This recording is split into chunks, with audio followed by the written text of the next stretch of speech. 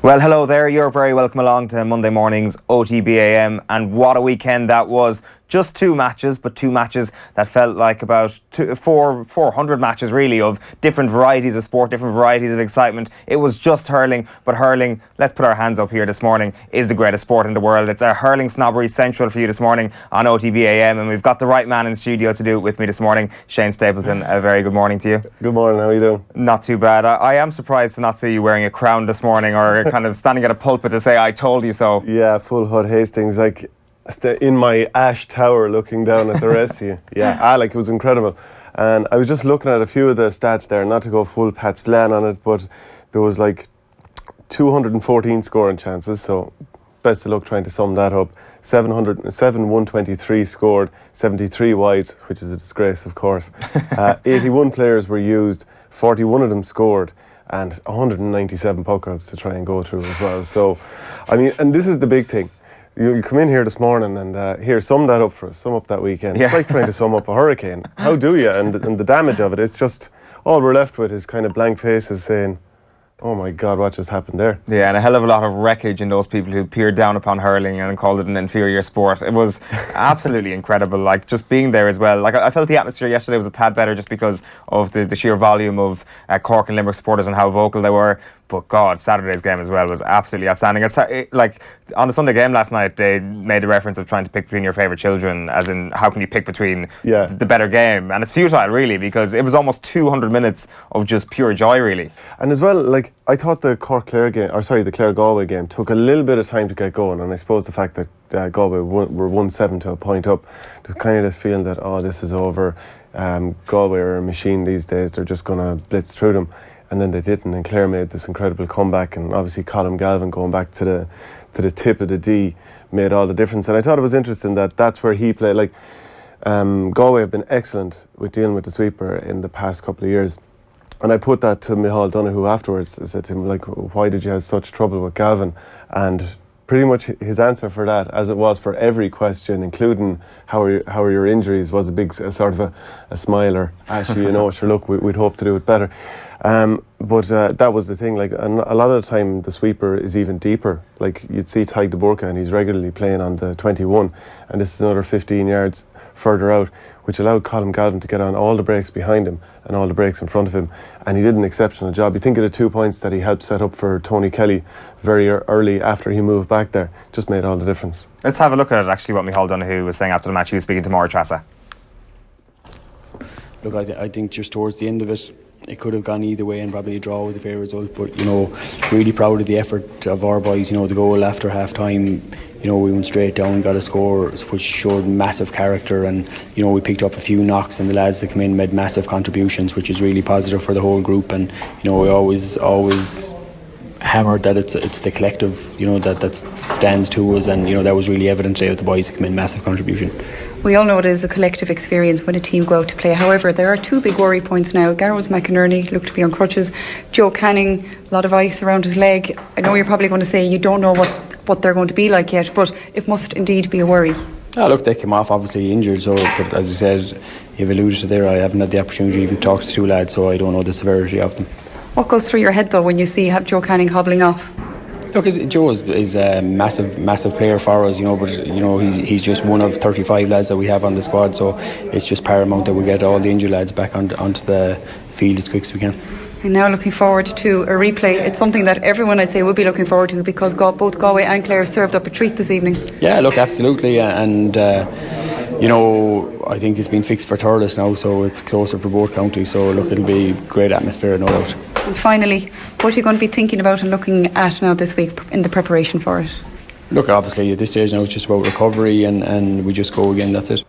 Yeah, he keeps his cards close to his chest, even more so when we've got another replay next week. Yeah, it's an interesting kind of timing of the fixture, isn't it? Or like the football should definitely have been fixed for 4 o'clock to allow this to be played at 2, and that there be no crossover in television thing. I know it's only a small detail this morning, but I thought maybe Bank Holiday Monday might have been when the hurling was fixed for. It's very unfair on players though to put it on a Bank Holiday Monday, because true. You know, let them have a life too, let them enjoy a night out after the game, because, you know, at least they'll have Monday off to enjoy it. One thing I thought was interesting is looking through the 4 teams that played at the weekend, Limerick used 22 players. Obviously you can use extra ones in extra time, and Cork used 1, 2, 3, 4. They used 20 players, but of the subs that Galway used, 2 of them were to bring on guys who had started previously. So, we all thought that Galway were the new Kilkenny, etc., and were going to steamroller everyone. But when they had a couple of key injuries, they had to go back to the well and bring back on Conor Cooney and Joseph Cooney as well. So maybe they don't quite have all the options that you'd expect for such a strong champion. And the fact that their spine is under threat, like Dahi Burke, I wonder was he playing possum with the ankle injury, because he was limping through the parade, and I was like, oh, this poor devil, it lasts 5 minutes, and then he goes out and he's very good. Now Conlon was obviously very good too, but Grode McInerney, I thought, like, if you lost Dahi Burke, I think they're in savage trouble, because they don't really have someone to go full back and block out that high ball threat. We saw in 2015, Seamus Callan scored 3-8 when he was on John Hanbury and when he was on Pádraig Mannion at full back. And you saw John Hanbury in trouble with Aaron Shanaher under the high ball. John Conlon's going to give anyone a rough ride in there as well. Shanaher starts next day, doesn't he? Twin Towers says they were referred to in commentary. Yeah, but that you'd wonder, like, a lot of the time it's great to have that high ball threat on the bench, and I'm not saying that that's all that Aaron Shanaher can do, but as well when he's just coming back from the cruise ship as well, maybe you want to mind him a small bit. So it's great to be able to spring him, and you'd expect you get a bit more out of Podge Collins the next day. Now he wasn't. It's not that he wasn't making any impact at all, because he's got a role where he's roaming out from the corner, and that can actually be tough to get on the ball at times, because the job of your marker is simply to just be on you all the time, and someone like Adrian Toohey is going to enjoy floating. It can actually be an okay role. The question for Galway is, do they want to remain as predictable in some ways as they were, which is just high ball on top of Johnny Glynn over and over again? It worked early on. He went out to the wing and he caught some ball off Shane O'Morey.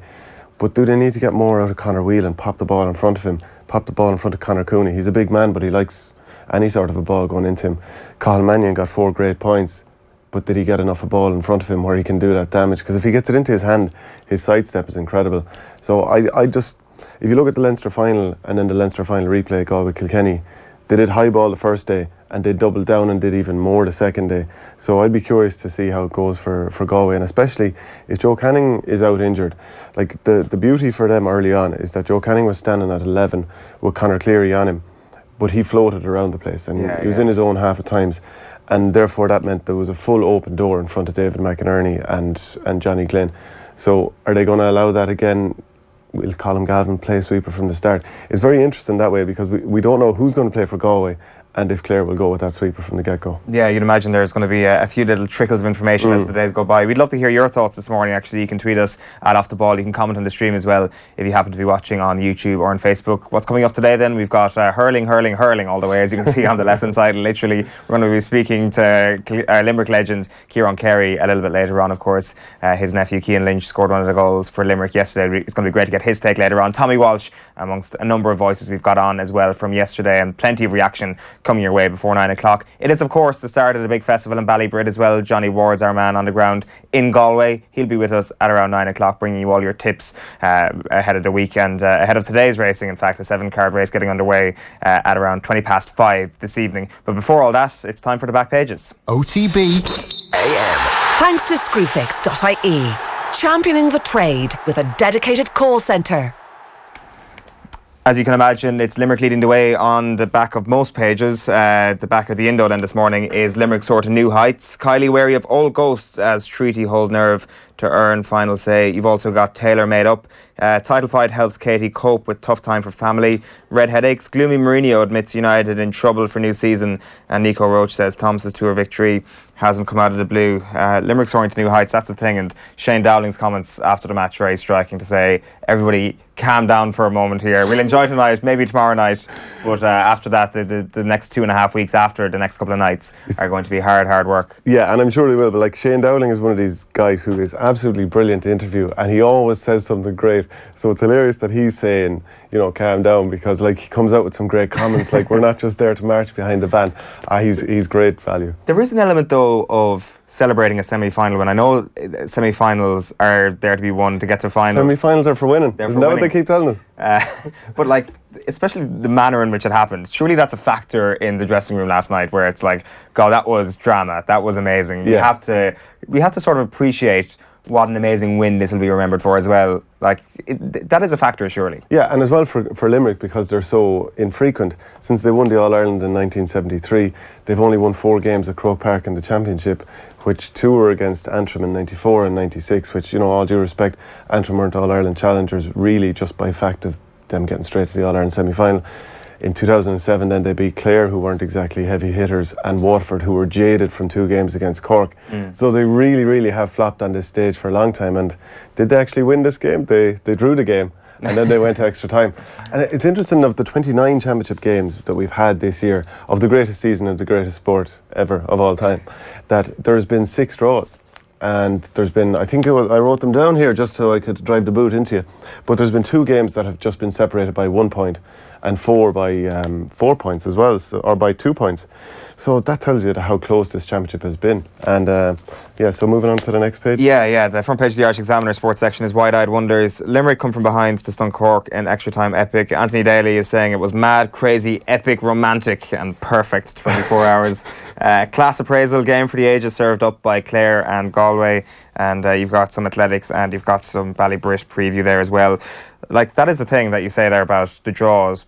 But even once that lead was wiped out from Galway, once they were 9 points up and that lead was wiped out and we realised we were in a cauldron of a game on Saturday, that's when I started to realise that this is the most wide open championship ever, that the playing field is so level. We're close to a plateau now at this point when you look around and you look at the teams that have been knocked out, and like obviously Kilkenny and Tip there, but even Wexford, like you've got a proper top 7 or 8, and Waterford in there as well, a top 7 or 8 that can all win All-Irelands. And we're living in an era of hurling at the moment which is not just throwing up classic games, but potentially as a result of this, it's also throwing up a class level of parity, which is brilliant. You can make a case for any team really at the start of the year, and like there'll be plenty of people saying, well, I thought Limerick were my dark horses at the start of the year. Well, I'm sure there was just as many people saying, well, Waterford were my dark horses at the start of the year, and look where they are. So it's class. And there's teams gone that are no worse, like Tipperary, if they were still in there now, and the round robin continued whereby they played all the Leinster teams and vice versa, you'd have had some more brilliant games involving Tipperary.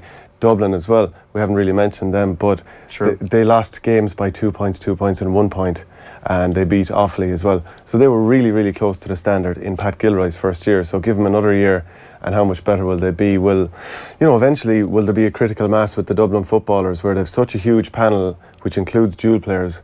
Will some of them be like, well, I'm not getting a game here, so maybe I'll throw my lot in with the hurlers, and I'm sure Pat will be happy to take them over. So I'd be watching out for Dublin too, because I think they're going to be coming again. Yeah, I'm certainly rooting for the Dublin hurlers to be very, very successful over the next couple of years, over the next couple of decades. At the front page of the Irish Times sports section this morning is Limerick leaders make final stand. That's Malachy Clerkin's report from Croke Park yesterday. And Limerick's reinforcements prove vital to the cause again, and like you mentioned this point already, the importance of the subs, but like you talk about Galway, and I know the reason why you made the point is because everybody talks about Galway depth and them bringing back on players, but obviously Clare and Cork very famously over the course of the weekend with the likes of Shane O'Donnell and Daniel Carney making reappearances in the game, despite the fact that Daniel Carney was completely crocked. Well, you have to wonder too with Cork, they did have to take a lot of their pace off the team, so they were 6 points ahead and they faded late on in the game. But ultimately the likes of Dara Fitzgibbon finished on the bench, Daniel Carney finished on the bench, I think Shane Kingston went off at one point, Harnedy. So they took off a lot of the guys who had a big impact, and in most cases to do with injury as well. So that definitely hurt them, whereas Limerick were able to basically bring on Napierchik. And William O'Donoghue probably doesn't get massive credit, but he gets stuck in and he gets on a lot of ball. He's definitely a forceful player. Shane Dowling, obviously, and I think everyone was delighted to see how he went, because he's such a heart on the sleeve type player. I honestly had like a tough old earlier portion of the year as well with the club as well, with the conclusion to the season and all that sort of stuff. Like, I'm sure that was a crucial free like late on in the game against Coola. Yeah, that would have put them 4 up going into injury time the first day. But he's such a good player, and he's delivered for Limerick so often down through the years. He came on and nailed a free straight away from the sideline. And if you think back to 2013, the last time they were in an All-Ireland semi-final, he didn't start, but Declan Hannon did. He was, I think, centre forward at the time, and he was taking the frees, and I think he missed 4 in a row. They weren't going well at all. Dowling comes on straight away and nails him over. So he's he's got previous here. He's able to do it. And I think uniformly everyone is happy to see him do it as well, just because of that heart in the sleeve nature. Yeah, definitely. Like also as well, just another thing that sometimes grinds people's gears is like, well, there's no serious analysis of the game. I mean, like, surely the losers need to be critiqued just like the losers in football get critiqued. But I kind of find myself coming around to the idea that it's very hard to critique Cork on the back of yesterday, like, given the way that Nash managed to turn his puckouts around, the Conor Lehan goal, the Conor Lehan performance. Darragh Fitzgibbon I thought was magnificent yesterday as well. It's I'm being sucked into hurling snobbery here, Shane. You are. I mean, we need to go for a few pucks just to get you going here. But how do you criticise teams that go this far, like 90 minutes into a game? They've left everything out on the pitch, and if you tell them, well, you should have done that with the ball. Well, I'm absolutely wrecked. I didn't see your man outside me. I'm been used to being tackled hard by 3 players coming on me for the last 75 minutes. How do you expect me to spot something over there? I'm struggling to get oxygen into my brain. Yeah, that's the thing. The back page of the Times then this morning goes with probably the photo of the weekend. It's Pat Ryan there, the Green Giants. Where does Pat Ryan's goal rank in the course of yesterday's mayhem? It was excellent, but I've seen him do it before, right? So I mentioned that the Pearshig guys go on, and obviously I mean Peter Casey as well, excellent player. Pat Ryan is from Doon, and earlier on this year we played a challenge match against UL, and he made such fools out of Oisin Goff and Darragh O'Connell. It was hilarious. He got the ball in the corner, he turned, fake shot past one, fake shot past the other, left the two of them looking for hot dogs and just buried the ball in the net. So like, he's got such savage pace, and he's an excellent hurler, and I think he didn't make the panel for one of the games this year as well, but he's obviously impressing enough to be brought on, because you wouldn't be thrown out there unless you offered something. No, definitely not the heat of that battle. Let's show you the front page of the Irish News Sports section, or the back page of the Irish News I should say. In for a treat, of course that's the Limerick story from yesterday. Let's show you the back page of the Racing Post. It's the big one. Froome 5-2 to burst Geraint's bubble in 2019. Of course, Geraint Thomas won the Tour de France yesterday. And finally this morning, let's show you the Limerick Leader sports section, or the front page of the Limerick Leader, full stop I should say. Cracker and Croker, Limerick stage brilliant comeback.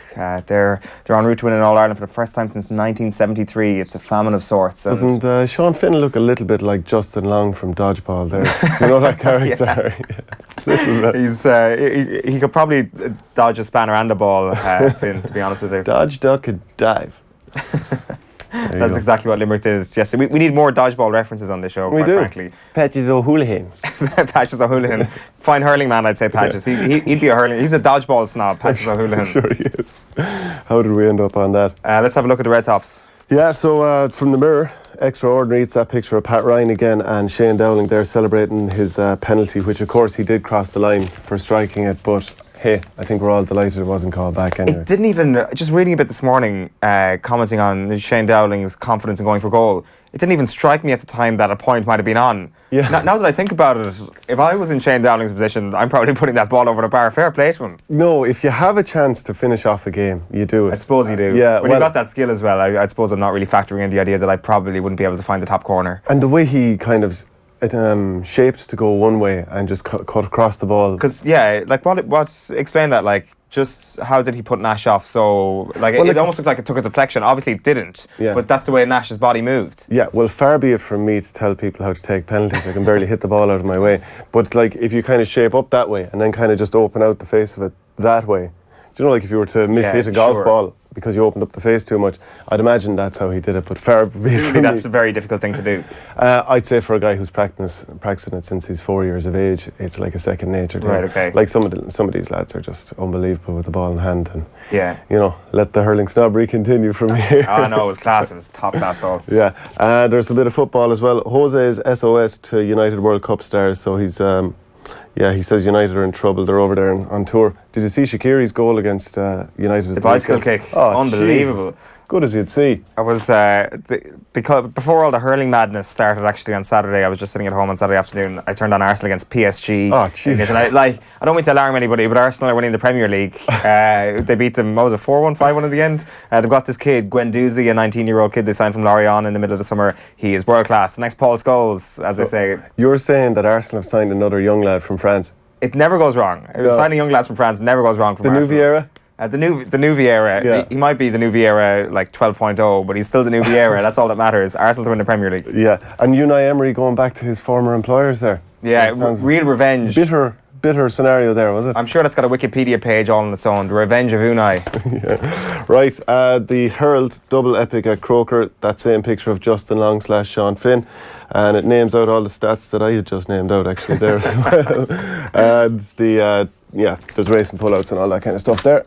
The Star, Green Giants, so there's a picture of Shane Dowling. Kiely pleads for calm as Dowling inspires Limerick. Galway sweat on Canning, so it'd be very interesting to see the injury news on him, because he really was limping off heavily. He seemed to jar his knee, according to Carl O'Kane there. His eyesight is obviously better than mine. Yeah, I missed the Canning thing entirely. It was just, I kind of turned around and there he was sitting on the bench. Well, at one stage, he was going in for a challenge and he fell over and someone seemed to fall on top of him, but it looked rather kind of innocuous. It wasn't one of those things where it's pretty obviously like that he jarred his knee or something like that. You know, the way Colin McCarran did a few weeks ago for Tyrone. So you always wonder with those what exactly happened, but for Canning's and Galway's sake, hopefully it's just an impact injury. Because the McInerney one looked a little bit more severe. I'm just judging that on how long he was down for. Yeah. Do you know, if Galway were to be able to carry, you know the way everyone always says, geez, how would Galway be without Dahi Burke and Gerard McInerney? I think Gerard McInerney, of the two, is the one that they'd say, okay, if we're going to have to miss one of them, let him be it, because I think Pádraig Mannion can step in at centre back and do an excellent job. And there is also the ghost of that Callan performance as well, as you mentioned a few minutes ago. Like there's people like even just milling around before the game when everybody thought that Dahi Burke was out. People were like, oh God, remember that performance from Callan a couple of years ago? It's nothing to do really with Hanbury, because I thought, like, obviously Shane O'Donnell had a good game himself, but when Hanbury was on the ball, I thought he did relatively well. He's come on since then himself. He's been really, really good this season, and he was brilliant in the replay. It's just more the goats rather than the actual kind of putting Hanbury in there, and also how bloody good Dahi Burke is. And you know, it was Pádraig Mannion who had the most trouble on Seamus Callan that day, and Hanbury, like the penalty that Seamus Callan won, Hanbury more or less did a WWF DDT manoeuvre on Callan for the penalty, and that concussed Callan and all. But so the Sun then, he had to go for it. Who's saying that now? Let's see. Kiely, yeah, fair enough. Talking about Shane Dowling. So battle of will as well. Real Madrid will make £100 million double swoop for Chelsea pair Thibaut Courtois and Willian. Willian's a great player. Chelsea should 100 million for the two of them. Like in the modern scenario, that's pocket change, exactly. Pocket coinage. Geraint the Great.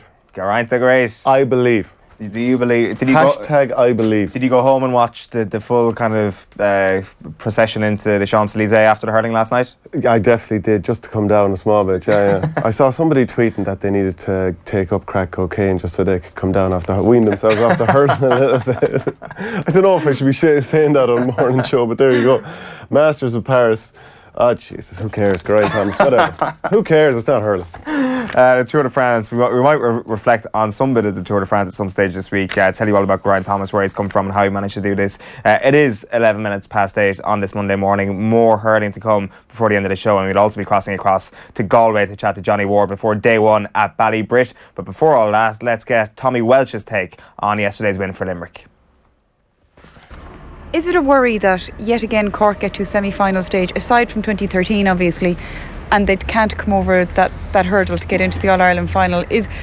Does that indicate maybe a lack of depth in Cork hurling? No, I don't. I think, isn't it a great thing that they're always in semi-finals? Like we see that great Clare team that won the All-Ireland 2013 haven't been here since 2013. So no, I wouldn't see it like that at all. They scored 131 today. Like, who scores 131 and gets beaten? Like, it's probably unheard of. Like, I'd love to see the last team that scored that and got beaten in a championship, let alone an All-Ireland semi-final. So I'd say the result would be 0. So yeah, how did they lose? I suppose they are very attacking, so I think when you are attacking the same way that they do, you probably are leaving yourself open to maybe the other team coming back. But they're playing to their strengths. They tried the sweeper system many years ago and it didn't work out for them. So listen, they will have good days. Cork have had great days in Croke Park in the past, and they will have great days again. Limerick definitely have a good day to look forward to now, but an impact obviously in their preparation is that 1, they don't know who they're playing yet, but 2, they'll have an extra week. Yeah, they'll have an extra week, and I think the main thing is Kiely has shown that he will keep the panel and the squad and the management and the backroom team, he'll keep their heads very level headed. They won't get carried away because that's just the way he operates. We've seen that even after the Kilkenny game.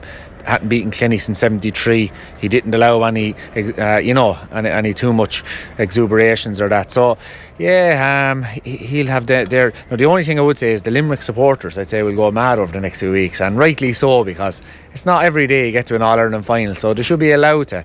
But maybe keep an eye on the players. Don't really maybe enforce it on them, but get out the scarves, get out the flags, decorate the cars, paint the houses, let it all happen now over the next few weeks, because All-Ireland finals are there to be celebrated, and just maybe keep an eye on the players, kind of try and stay away from them maybe. But only 2 teams can get there and only 1 team can win, so listen, you just have to stay hoping and stay trying, and that's the way I think to do it. You've been involved in some great battles over the years. You've had some great wins and you've had some losses that I'm sure are hard to take as well. Cork look crestfallen down there today, and I think Seamus Harnedy was telling me that this is one of the hardest ones to take. Why are a loss is a loss, a layperson may say, but why are some harder to take than others? I think for them, I suppose, it's the pain of last year. So they had that when they were hoping to go on and beat Waterford in that semi-final. This year then, they came up and said, listen, do you know what, we're going to make up for last year. This year we're going to go one step further, we're going to get to the final. 6 points up then with 6 minutes to go. They probably thought they were, going to go on and finish off the job, but unfortunately it didn't, and they're going to have to live with that. But listen, we all have regrets. I had many great days here. I have so many days between club and county that that you feel bad about. You just get over it, and these things happen. And them Cork lads will. They're young and they're energetic, and they're young players. Fitzgibbon and Carney and these guys, they were brilliant today. And Conor Lahan stepped up when he needed to step up in that second half. And I'd say what will make it hard for them is they played so well and still were beaten. Finally, it's time to put Tommy Welch on the spot again. One word answer: who's going to win, Clare or Galway next week? Galway this time. And who will win the All-Ireland final? So it's a Galway Limerick final then. Limerick. Why? I don't know. That was the first they came into my head. But I tipped them earlier on in the year. Now I tipped a good few different counties in different things, but I have a fundraiser at home that I tipped Glan to be top scorer and Limerick to win it. So listen, I tipped a lot of teams so I'm just going to cling on to that one. But listen, we'll go with Limerick, but I haven't a clue really, to be honest. Good stuff there from Tommy Walsh in conversation with Maura Trasney-Kelly in the Croke Park press box yesterday evening. I love the way when people are asked for a one-word answer and they say Galway this time or something like that. Galway, when they talk about the Limerick versus Galway potential matchup, because people have been kind of putting the pieces in order for the last couple of days, the perceived wisdom is that Limerick have the beating of this Galway team based on style. Oh, I don't think so. For a while I've been saying that I think Limerick will get to the All-Ireland final, but yeah, and I was thinking that Galway would probably just about edge 2 or 3 points.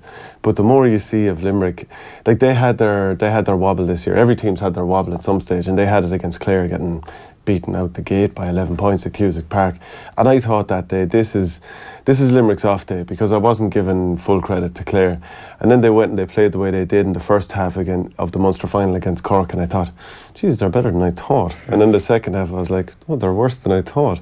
And then they come out and they do that against Galway. The thing about Galway is they actually deserve a lot of credit here too, because to have yourself in a winning position in the game, despite losing all those players, the spine of your team, that shows savage hunger and composure on the field. And I thought it was like the Leinster final, they were 3 points up in Kilkenny going into injury time. Kilkenny get the last 3 points, and it's the same thing happened again. The end of normal time, Clare got the last 3 points and they went on. I thought Johnny Cohen's he had a chance to win the game in normal time and he ends up missing the shot, and at the end of extra time as well, he got the ball and he was running clear and he had another chance, and you see him taking an extra look over his shoulder to make sure, and he throws it over the bar, and you were like, only in a game like this would he get a second chance. The unlikely man, would he get a second chance to hit the winner. So full credit to Galway, because they had to roll with the punches. We saw positions kind of ended up meaning very little, but Cathal Mannion seemed to be lining up midfield. Sean Loftus, a relative newcomer, and he's been impressing with the under-21s. He had to play the sweeper role, which I'm sure wouldn't have been the plan from the get-go, but with all the injury disruption, I suppose Micheál Donoghue felt it's best to just retain the matchups as best you can and then have a good hurler in there. And I thought they did brilliantly considering what they went up against. Yeah, definitely. Let's have a look at a poll that Tommy put up yesterday about what the moment of the weekend is. So Nicky Quaid's save, Duggan's volley point, Canning and TK sideline cuts, Tony Kelly obviously, and the whole bloody weekend. Well, that's kind of a bit of a cop-out. It was a massive cop-out. Who's looking to actually pick the moment of the weekend. Like, Nicky Quaid's save, I just couldn't believe my eyes when I saw it. Like, it happened right down in front of me, like in the Hogan. I was absolutely astonished that any human can be that much like a cat. Yeah, it was unbelievable. And at first you were like, Hardy, why didn't you hit that quicker, or why did you turn back inside? But having watched it back again, the hand pass was a bit above him. He had to touch it down to himself. And if you look at a photograph at the time, there was between one of the players beside him, the goalkeeper, and the Limerick defenders that were scrambling back. There was actually 5 Limerick guys around Harnedy just as that ball was being tipped away from him. So at that stage of the game, for those Limerick players to be getting back, geez, they are machines. Yeah, we may as well get into a bit of the analysis around this game then and park Clare and Galway just for a few moments. We will get Kieran Carey on Skype hopefully in a few moments' time. We'll hear from John Kiely as well in a couple of minutes. So what happened here? So at the start of the game, the first thing that stuck out to me was that Anthony Nash's puck-outs were going disastrously wrong, but Cork were still holding their own in the game. So I thought as soon as they figured out Nash's puck-outs, Cork were going to win this game. But like a lot of these teams, and I would imagine any of these teams who are as professional as they like to say they are, they have live puck-out analysis going on in the stands. So you'd have an analyst up there and he would be doing pitch maps showing exactly where they've won puck-outs, where they've lost puck-outs in the first 15 or 20 minutes. And they'd just get the word down to Nash and say, look, go for this area. That's where we're getting the joy. And that is how it happens now. And it's the same in Gaelic football as well. They're all that professional. They have the analysis and they're able to react live. Nicky Quaid did brilliantly with his puck-outs as well. But a lot of that is down to the options that were in front of him. If you have static targets, eventually you're just going to have to start lumping the ball. But they did that concertina effect where they all, slide into the middle, create those pockets. And there was a brilliant puck out that Quaid did over the top. So everyone got sucked out to midfield and sucked into the middle. And he hit a puck out over the top for Darragh O'Donovan, the midfielder, to run onto. And it reminded me of last week, when Rory Beckham hit that. Yeah. So like, that's where puck out strategy is going now. It's going to keep evolving because... How do you counteract that concertina effect? Well, what Limerick were doing, I found, was that Tom Morrissey and Dermot Burns, the 2 wing backs, they were playing zonally. So you might have to accept that, okay, Cork are going to draw players back down the field and let them get the ball there because it's better them getting it there than winning it in the half-forward line. Because a couple of times you saw that Seamus Harnedy caught puck-outs and they were inside the 45 and it gives you a scoring opportunity straight away. In fact, all 4 teams at the weekend at different times, they hit a puck out, the next person who gets it throws it straight over the bar and it's an absolute killer because you've probably worked so hard to get into a scoring position and then 5 seconds later, it's cancelled out. It's really, really hard and it's a constant battle to try and decide, do we protect the back or do we push up on the puck out? I mean, ideally, you want to sort of protect your half back line, who will in turn protect the full back line, have midfield sit rather deep, have the half forwards out on at least the 65, and then have the full forward line split the full back line and half back line. But it's very hard to cover that amount of space. You see, generally the guys that are switched on, they have the hurleys up, they're kind of bouncing left and right, doing their best. But it's very, very hard. Like ideally, you want to allow the opposition to hit the ball to the weak corner back, make him turn, run up the field, and miss-hit the ball or something. Yeah, that's exactly what Limerick were inviting Anthony Nash to do. But unfortunately, hitting Sean O'Donoghue, hitting it to Colm Spillane, and Damien Cahalane obviously did a lot of damage against Clare in last year's Munster final. I mean, now and again, those guys probably are going to do the wrong thing with the ball. And even Limerick at times as well, they went short to Mike Casey, Sean Finnan, Richie English on a few occasions. They didn't all work out either. So it is a constant battle. And as I said earlier, there was 197 puck-outs between the games. So they're crucial. And some are going to go wrong. I mean, that's just the nature of it. Like, it's a risk-reward factor. But one thing you can't do is simply have a predictable strategy where you go long all the time. Hence, look at Tipperary this year. Yeah. When it comes to the Limerick inside forwards, I would have thought that getting them into one-on-one positions would have absolutely destroyed Cork. They managed to get themselves into a lot of one-on-ones in the second half, really, as far as I can recall.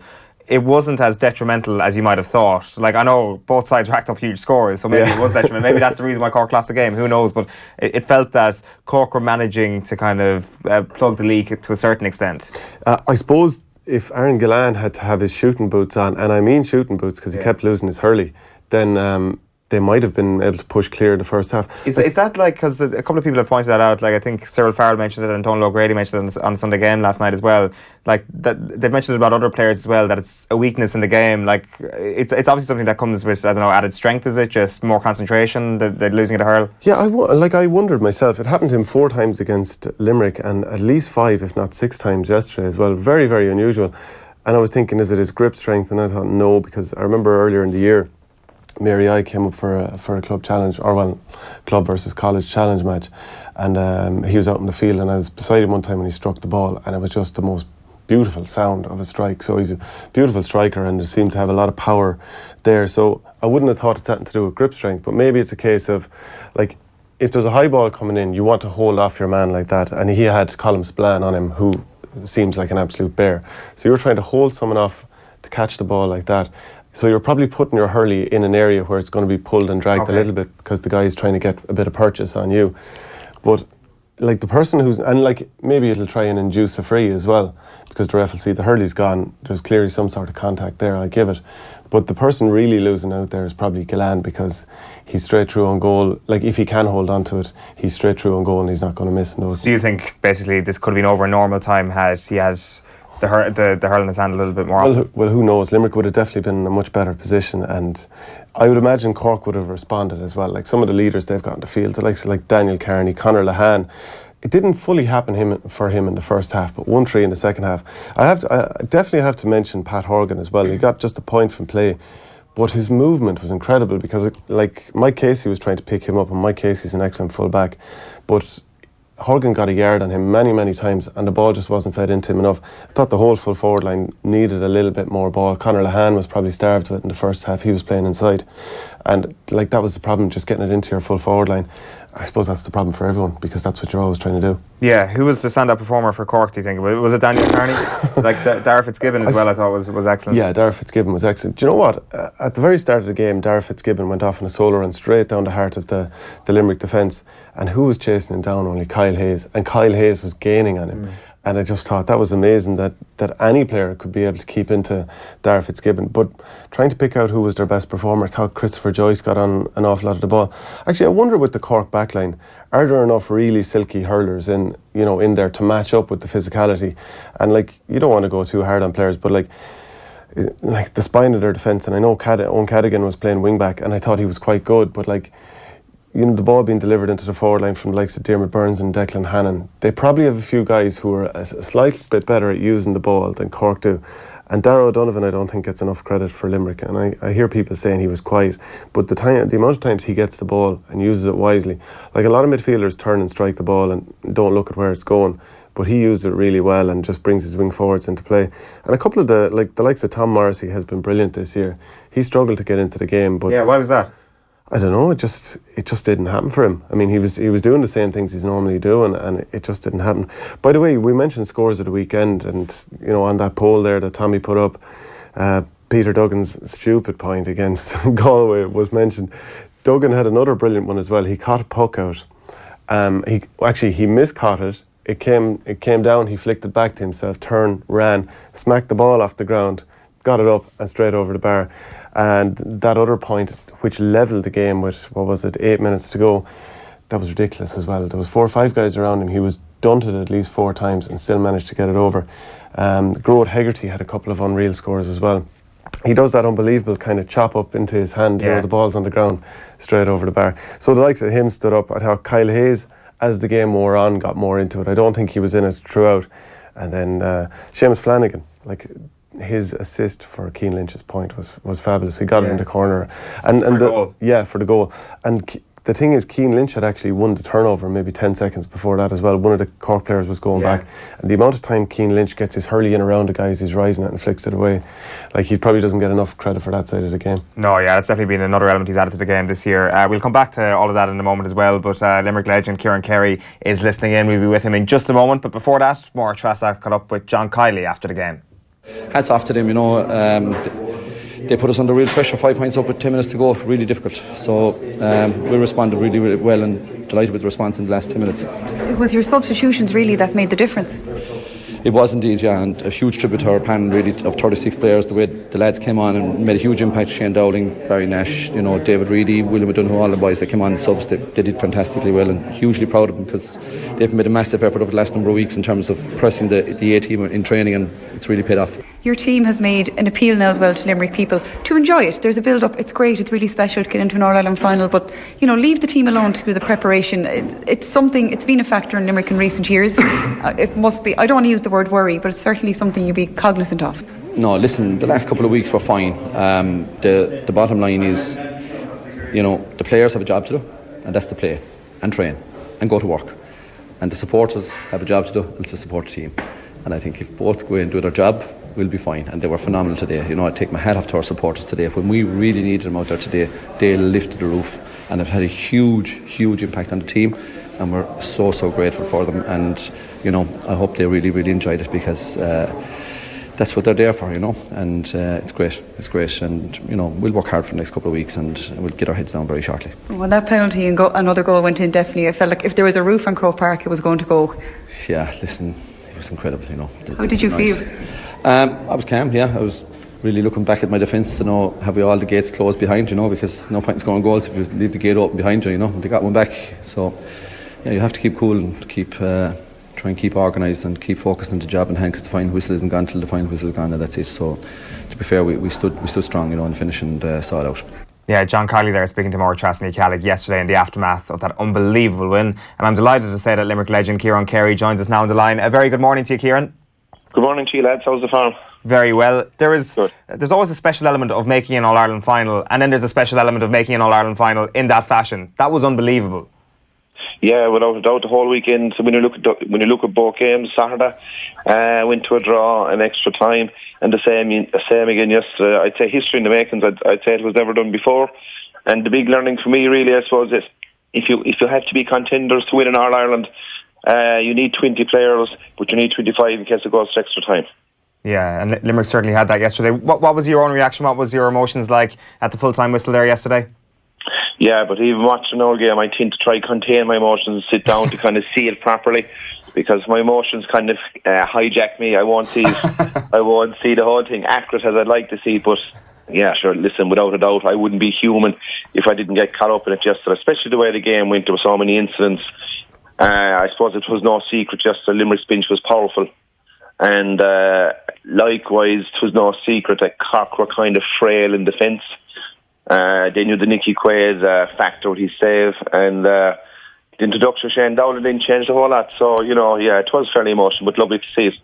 Yeah, the Shane Dowling intervention there, as you mentioned, was absolutely phenomenal. Man of the match for me yesterday. It's great for him as well on a personal level to see him succeed on a level like that. Is it as good a performance as you've seen from him, and as good an individual performance you've seen from a sub, perhaps? Yeah, without a doubt, but a great indication to see how tuned in he was, because he's obviously accepted he's a massive impact sub this year, whereas 2-3 years ago he was a regular, he was a full forward. And, at the end of the day, for any backman to see the amount of hurling that he's done prior to this year, next thing all of a sudden he's coming on. Well, he's a great brain. There was a chap alongside me when the penalty came. He said, will Aaron Gillane take that? I said, not a hope. Shane Dowling will take it. And if he took it 10 times, he'd hang it 10 times. But he was after scoring an outstanding free prior to that home run to the stand as well. So, it was a great top class. He was tuned in, and, as I said, he did a top class job when he came on. Kieran, can you talk to us about the ability of this Limerick team to fight back? Because if you look at the games they've played this year, they were 8 points down against Galway in the league, came back and won, and that was a promotion clash. They were down against Tipperary in the league as well and came back, brought it to extra time. They were down against, I think, Clare as well in the league, and against different teams at different times during this championship, including Cork yesterday as well. They just don't lie down.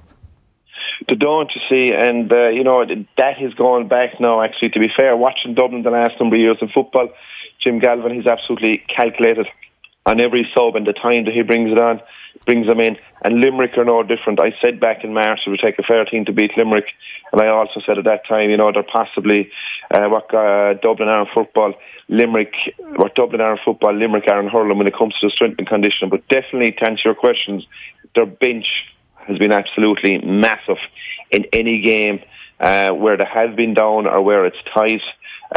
If you even look at just every one of them that come on, Pat Ryan scored an outstanding goal. Deborah Reedy scored. William O'Donoghue did his job.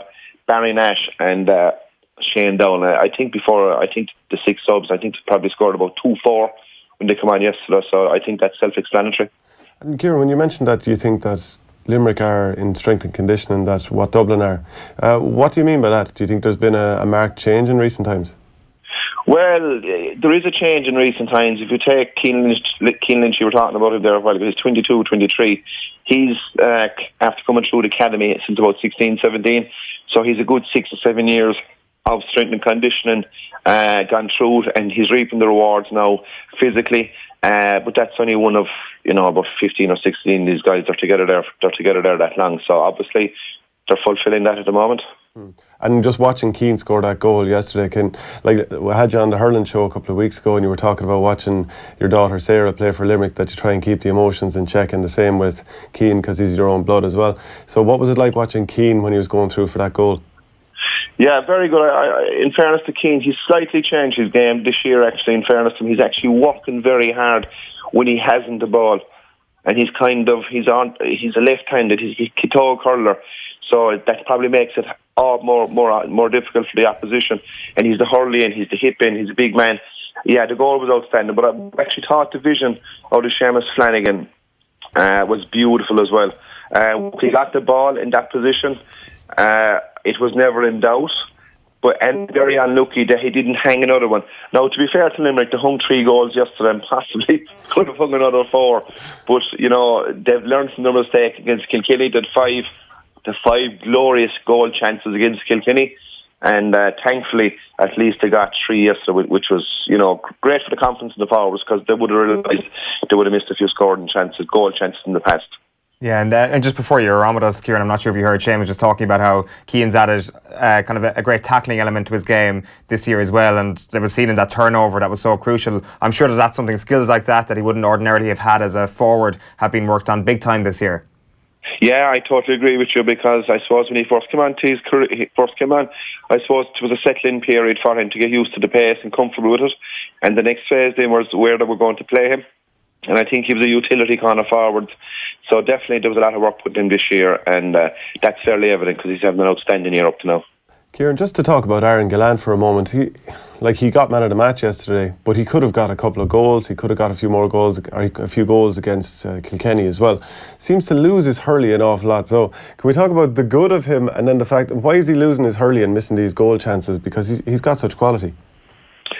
Yeah, I suppose, to be fair to Aaron, he's after being catapulted this year. It's his first year, right? So it's like you're going to be learning in the game of hurling all the time. We just give a lovely example of Keane Lynch, what he didn't do before, what he's doing now. So at least it's something to work on and improve on. And he's catching the balls. All he's doing actually is just obviously a kind of a habit he's doing. Because in fairness to the modern referees, if they say any bit of a tug in a tog, any bit of a tug in a jersey, or certainly the hurley being pulled, they'll blow straight away. So he's just dropping the hurley for some reason or another. And I wouldn't mind him dropping the hurley if he was accurate with the boot. But he appears to have 2 left feet, so it ain't working for him. So all he's to do really is be a lot more stronger on the tackle. Catch the ball, harsh your man out of the way, and make a room and just hang it. How impressed have you been with Declan Hannon at centre-back this year? Because, we've seen him play underage at centre-back for Limerick, but he spent his first few years in the forwards. Well, to be fair to Declan, I actually think the way the game is after evolving, it suits him to the ground, because if you look at Limerick yesterday, to be fair, Nicky Quaid did yesterday what usually Anthony Nash does. He was pinging to the half-back, pinging to the cornerback, and Declan Hannon got a lot of ball. And, gave fantastic ball to the forwards, as did Dermot Burns, and he caught some great balls as well. So, big improvement in Declan this year, and your centre-back always needs to be hurling well in that position if we're going to have any chance of progressing in the championship. And thankfully, Declan hurled extremely well yesterday as well. You mentioned the strength and conditioning element there, Kieran, and I guess the comparison with the Dubs, but the other comparison you can make is the mental resilience of this Limerick team, and Caroline Curd has been kind of praised for her introduction into the backroom team this year, and as a performance coach, I think that's been mostly down to psychology and that mental resilience that is built up. It seems like John Kiely is controlling every little bit of a controllable he can. Well, to be fair, in the modern game, whatever is required to have a particular person right or the team right, you have to use whatever is out there. And in fairness to John Kiely, he has to get serious credit. And I know it's cliche. Every stone is unturned. There's nothing that he isn't doing to make sure that his prep is 110% right for the squad. Kieran, you've been part of Limerick teams that got close in the past, and you were involved in the management setup a couple of years ago, 3 or 4 years ago. What's different between that team that got close in 2014, pushed Kilkenny pretty hard in the rain, versus this team now that looks a bit more dependable, not just a dogged team, but full of quality hurlers as well? I suppose the two main reasons really would be obviously the quality. I said at the start of the year, it was by the best squad of Limerick players I have ever seen by a country mile. So that alone has to stand on its merit. And number two, there's no baggage, nobody anything in regard to the history or the past. They appear to be hurling with beautiful freedom. They're all comfortable. And I suppose the biggest one of all, where Limerick would have lacked in the past really, is a small bit of mental toughness and mental steel. And Limerick have showed that hugely in the last 2 games. How big can the hype get in Limerick around an All-Ireland final, Kieran? Well, they have the All-Ireland one in 45 years, so the hype is going to get fairly big. But as I said, these guys, I think they'll enjoy it, and I think they'll get through it. And I don't think they'll allow the hype to prevent them from performing the way they have been performed. And if that is the case, they'll have a fantastic chance. Kieran, how much do you think they'll beat Galway or Limerick by? Or Galway or Clare by? Being honest with you now, right, from a player's point of view at this stage, I'd say they don't even really mind who comes through. Because they'll win handy either way. Yeah, either way. I said whoever comes now. Like, they're in a lovely position. They're sitting back. They're in an All-Ireland final. They're watching 2 teams going at it next week down in Thurles. They've played both teams already. They know each other fairly well. From my own point of view, I think we'd probably have a better chance of overturning Galway more so than Clare. But I'd say from a player's point of view, I'd say not even thinking or looking at whoever comes. And that's the attitude that's required, really. Yeah, well, that seems to be as I was saying to Shane there, I'm not sure that Shane agreed, but that does seem to be the perceived logic at the moment, that Limerick would much rather get a crack at Galway than they would against Limerick. Why is that, do you think? It's just funny the way it goes, because everybody was kind of giving Galway a roaring favourite Saturday. And Noma was kind of giving Clare half a chance. So I did something there Thursday night, and there was 5 or 6 of us on the panel, and I was the only one, and Darragh Hone, and they kind of gave Clare an old chance. I think actually, it would be 2 different games, obviously, because in fairness to Galway will not allow Nicky Quaid the same freedom that he got yesterday. They're a team that squeeze up in the puck outs and force Nicky Quaid to go along. Whereas Clare possibly could be slightly like Cork. They'd give him a small bit of freedom, but definitely from a Clare point of view, and obviously Paul Kinnerk's hand is in both teams. If you look at Clare, he's spent a good number of years there, and they have that system off to a T. Limerick have it now, but Clare, to be fair, this year, I believe from what I've seen, they're slightly more direct than what they were, and it's after improving it. Lastly then, is it coming home? Is the 45-year wait for an All-Ireland going to end this year? Listen, sure, you'll be hoping it would, to be fair, every man, woman and child and dog in Limerick are crying out for an All-Ireland for the last 45 years. Hence why you'll have a massive crowd again. At the end of the day, all they have to do is kind of, keep the feet in the ground, keep the head straight and go about their business as if it's just another match. Obviously, this is a massive title. There's a lot at stake, but if they just stick to the process, go out and do their jobs, I believe that they have a fantastic chance. Actually, Kieran, just one final question then as well. In 94 and 96, as a player, what did you have to deal with in terms of build-up and hype? And, was it ever just really close to home or you just couldn't avoid it? Actually, I was telling somebody 2 days ago, because there was a bit of a scramble for tickets, and I was captain in 96, and I said to this friend of mine, I said, how many tickets I put through my hand in the 96 final. He said, how many? I said 85. That's not a lot of tickets. So that alone, that heat isn't on the players as it was in our time. So, and that's a massive help. But come here, the whole thing has changed from 94 to 96 now, compared to now. I think they're being a lot more minded, well camouflaged, well drilled in regarding to speaking to media, talking to media, and what you need to say to the media. So, I think they'll take this with their stride, actually. Geez, you must have had third and fourth cousins popping up out of nowhere there with 85 tickets changing hands. yeah, it has a lot of right. Third and fourth cousins, but I suppose at the time I come from a family of 10, and there was uncles and aunts, and where I was working. But you see, at the end of the day, what really should have been done there, no player should really have any extra pressure around tickets. Park it up and let someone else or designate a family member to look after what needs to be looked after, because there's a job to be done here, and you certainly don't want any distractions be put in your way that could prevent you from igniting in an All-Ireland final. And that's what every player wants to do, really, is go out and ignite Croke Park in an All-Ireland final. So you don't want any distractions, really. Yeah, well, I'm sure John Kiely will have all that under control over the next couple of weeks. Kieran, thanks a million for your time. You're very welcome, lads. Kieran Carey there, Limerick legend, on the line with us. It's not something that happens anymore. All the players in both codes really say that it's something, even 10 years ago you might have got it, but this decade it seems to have been phased out a little bit. Somebody else looks after the tickets for you. Yeah, when my brother Paddy was playing for Tip in All-Ireland finals as well, you'd be well warned, have your requests in good and early, and he tried to look after you. But if you started asking him very close to games, you'd get that look. He wouldn't be happy at all, because I think players are very much have it hammered home with them. Have your tickets sorted early and have a cut-off point. Yeah, definitely. Let's turn back a little bit to Saturday's game now. Maura Trassa was chatting to Daithí Regan after the match. I don't think so, because at the end of the day, Galway had to pull 3 points with 5 minutes to go at the end of extra time to keep themselves in the game. They led throughout the 70 minutes. They had an absolutely superb opportunity with Johnny Cohen underneath the Hogan stand here, who showed great composure then to put them ahead at the end of extra time. And I was glad for him on a personal basis, because he lived with it forever if Clare had gone ahead and won. So, Galway will look to a lot of chances that they had, where most people here thought the game was over, at the end of the normal 70 minutes, when they kept ploughing ahead and going 2-3 ahead, 2-3 ahead, 2-3 ahead, 2-3 ahead, I think for a fourth time.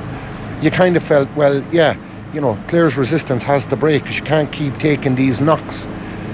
And Clare just kept coming back at them. So I don't think it would be fair to Clare today to say Galway left that behind them, And even when Clare went to 2 ahead with 4 minutes on the clock at the end of extra time, I never felt this is it, they've done it.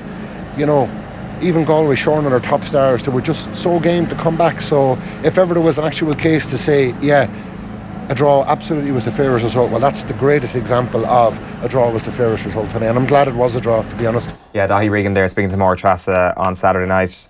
Like, it felt to me after the game, just sitting back and just thinking about what happened, it felt like I'd watched 4 hurling matches after that Clare-Galway game, because you think about different sort of elements of the game, like the Daithí Burke versus John Conlon battle, how many different ways that went. You think about, like, David Burke's performance, I think, is one of the most underrated things about the day. You think about Shane O'Donnell's performance in and out and coming back on as a sub. It felt like watching a box set, and you've gone on a complete binge of hurling. That's what I felt like. I binge watched hurling, and so much stuff happened in over the course of over 90 minutes. Like, let's talk about that John Conlon versus Daithí Burke battle, because it was epic. Yeah, it was fantastic, and it had been hyped up so much that we just thought, maybe we're going to see very little of this as well, or Daithí Burke's supposed to be injured. Like, Conlon didn't get much ball in the first half. Definitely didn't get good supply. Daithí Burke came out with a few balls. He actually had to do a couple of fouls as well, and I think as a full-back you have to accept that, and I think the manager accepts that. You are the last kind of line there, so at times you're just going to have to pull a man down, and that's just the end of it. And I was even watching the minor game, Tip and Kilkenny yesterday. You see it now and again, and all your teammates are roaring, pull him down. So I mean, you accept that. In the second half, Conlon, a few of his scores actually came from, there would have been a bit of a schmozzle, hens around the turnip, and all of a sudden he just whips the ball out of nowhere and throws it over the bar. Like, if he gets half a yard, it's going over the bar, really. So, like, that was brilliant, and it kind of lived up to it. And just the fact that we have it a second time this weekend as well, isn't that just lovely? It's great. It's like, I know we kind of take the piss out of hurling snobs all the time, but I think the whole country's got a higher hurling IQ, if I can use that term, this summer, just because of the sheer number. I can't believe I just said hurling IQ out loud and not actually just in my head. Are you going to start talking hurling emotion next? Like, if they can get to the emotional pitch next week, Clare, then they can do it. But he was at the emotional pitch for some of Saturday night, John Conlon. Conlon himself said afterwards that his girlfriend mentioned to him the night before, I've never seen you as relaxed.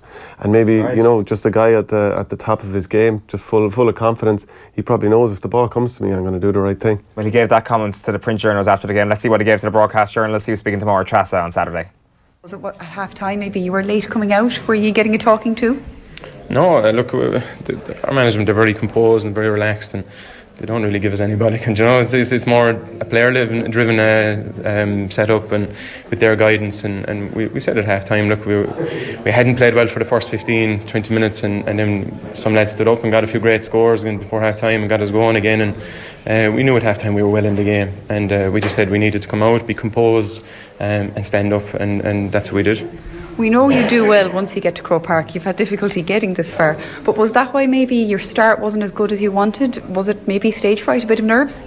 I could, I suppose, say that, yeah. I suppose we were a bit nervous and we made a lot of mistakes, which they turned over and scored, and made us, look foolish. And then we'd said during the week that was going to happen, and we had said that the scenario might occur, that we might make a lot of mistakes. And then all of a sudden the ball started sticking to hand, and ball going in was used well, and we got things right then. But look, that's the sign of a good team. And look, Galway are a fantastic group, and they're worthy All-Ireland champions. And look, we're just looking forward to having another battle with them next week, and I'm sure there won't be too much between us again.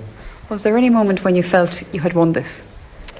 I thought when we went up, and I actually got a goal chance myself there, and I said, Jesus, this is the moment we've been talking about all year to finish. But look, I hit it too high, and look, we'll learn from that, and we'll practice that during the week and try and get back into those positions. And look, Galway will do the exact same thing. They went down the other side of the field and missed another goal chance. So look, that's the way of championship hurling. It ebbs and flows, and you're playing all your life to be in moments like that, and hopefully next week it'll be no different.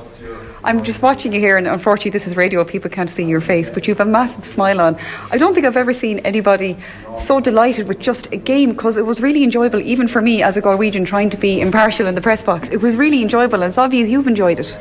Look, before the match we went out and had a walk around the field, and these are the days you want to enjoy. And so in 10 years on the panel now, and before I would have probably got anxious leading up to games, and as my girlfriend said to me last night, you're the most relaxed man I've ever met now in the last year or so. So look, I just, as I've been saying for the last year or two, just go out and enjoy it, and it might end tomorrow, anything could happen. So these are the days to enjoy, and all your life trying to get to this stage, and I said just to everyone, just enjoy it, because you might never be back again. Yeah, great quote from John Conlon there. Excellent journalism from Maura Trassa and Kiely to get the best out of him, because it wasn't said in the press conference with the papers. It was change the record, John. Come on, give us something different. We were just kind of talking in the middle of that clip, just about all the different elements that won't get any airtime, really. The last point, Ian Galvin's point, which you want to talk about, and David Fitzgerald's performance off the bench. There's so much other stuff here from this Clare performance that won't get a lot of airtime this week. Yeah, Ian Galvin has been a brilliant sub this year, and on a lot of other teams I'm sure he'd start. He came on and got a goal against Tipperary. He got 2 points from the bench here, and one of his points was scored with the hurley held the wrong way. So normally you'd be holding it and the boss would be kind of pointing upwards, the grain would be going that way, but he actually had the hurley and the toe of it was dipped downwards, and he still hit it over the bar. Just so unusual. It was a game for absurd things to happen. Yeah. Again, I mentioned that Johnny Cohen chance earlier, and he missed the one at the end of normal time, went up the field, and Galvin got himself blocked down when he had Davy Fitzgerald free inside him. Now, it would have been hard to hand pass the ball 20 yards over the top of the defenders. And then at the end of injury time, the way that Clare so cleverly worked, obviously first of all Niall Burke hitting the sideline wide, and we saw 2013 with Cork and all that kind of thing, that they should have probably played keep ball in the corner, but he gave Donal Tuohy an opportunity to work the ball out. And you'd have to say Donal Tuohy struggled with the puckouts early on. 4 puckouts went against him, and I think Galway got scores out of 4 of them. And that wouldn't be just down to him, but obviously he's the one hitting the puckouts. But he worked that final puckout to Colm Galvin. He gave it to, I think, Conor Cleary, who gave it to there was 4 people involved anyway, and Davy Fitzgerald, who came on, had a great impact. He soloed through, and I just saw him. I thought, he's going to wind up here now. He has 4 different Galway guys coming on him from different directions, and I thought at the semi-final last year, Mikey Cahill had the ball to level the game for Tipperary against Galway, and he got blocked down by Conor Whelan. And, you know, that was crucial, absolutely crucial at that time. And I thought Davy Fitzgerald is going to get himself blocked here because he likes soloing the ball. But the way he saw Jason McCarthy give him a sympathetic hand pass and straight over the bar, like, it was just great composure. And that's the sort of thing that shows that Clare can go on and do it again. Like, everyone talks about how, you know, you often hear these the experts say you can't win an All-Ireland with a sweeper. But, like, Clare would be out if they didn't use a sweeper. Yeah. And that was the changing of the game. And last year, Waterford were 10 minutes from winning an All-Ireland with a sweeper. And, you know, I had Dan Shanahan on the live Hurling Show yesterday, and he was talking about it as well, that, you know, like, sometimes you just draw an extra man back a little bit. Sometimes you do have a permanent sweeper, but you have to be a little bit flexible. And 15, the old traditional formation doesn't suit everyone. And to be honest, the whole traditional formation is gone anyway, because everyone kind of moves with needs must. Yeah, like, the crucial thing as well about the sweeper is that a sweeper was played on Saturday and it was still one of the best games we've seen. Yeah. Like, I think that's a very important point, that, like, especially last time where people were like, oh, the sweeper is killing the game, and it's, no, that's not the whole story here. Maybe that's kind of also part of the entire reason. Like, a sweeper can be part of a very entertaining game. Yeah, well, it all then depends on how do you use the ball. And, like, if you've got, like, so Galway would have ended up with a spare man at the back. So the way it would have worked out is, you at one end of the field you've got 7 versus 6, 7 Clare defenders against 6 Galway attackers. At the other end of the field it's 6 versus 5. So actually those Clare forwards have a bit more space, and the sweeper, which was Aidan Hart for the most part, he had more space to cover. And you know, if you have a sweeper, that means that all your defenders have to attack the ball and gamble a little bit more, because it'll probably break, and if it breaks behind you, the sweeper is there. But you need to get that sweeper, you have to get value out of him. And when he gets the ball, and when any of your defenders get the ball in those situations, you know you have a spare man and you have to work it up the field correctly.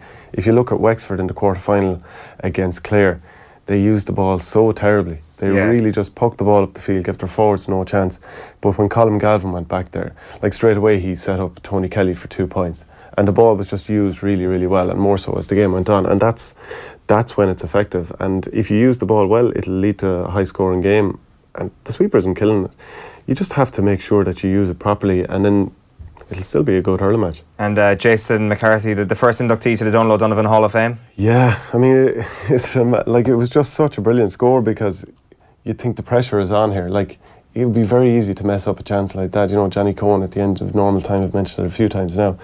I suppose the fact that he's under pressure, and, you know, if you're a right-handed striker, most people would say if you're a right-handed striker that way, if you want to strike the ball long, that's your side, that's your strong side. But if you want accuracy, on this side you've got great control, because your right arm is your dominant one. It's the easiest one to kind of ping it like that, and he did it really well. And he had a man closing down, and I suppose that just made him go, geez, I need to get rid of this, and he didn't think too long about it. Yeah, it was unbelievable. Let's have a look at what Donal Moloney was saying, Clare's joint manager. He was speaking to Maura Trassa as well. You were late coming out after half-time. What caused the delay? Look, I mean, we'd just been hit by a bus in the first 15 minutes probably, and we had a lot of stuff to sort out, and players are magnificent. They just wanted to get it right, and we probably lost track of time a little bit, right, when we were trying to get stuff sorted, but they were very, very good. Was it perhaps stage fright, or maybe nerves to finally get back to Croke Park? We know how much it meant to them to come back, and then maybe the occasion maybe got a little bit better of them? I don't think so. I think, you know, Galway did that to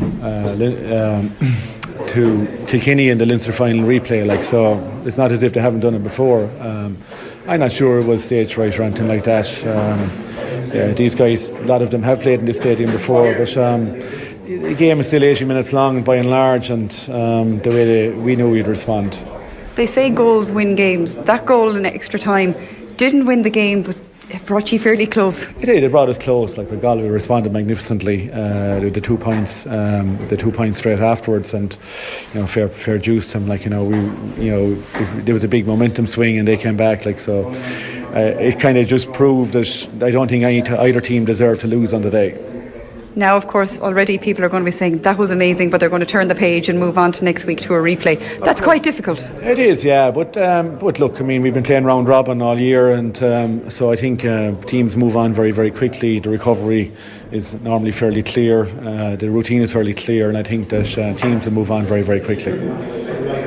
It's probably more of a mental move on though than a physical move on at this point, I'm guessing. Oh yeah, I mean, the boys are as fit as they're going to be at this point. Like so it's really, really important that everyone knuckles down now and gets refocused, right?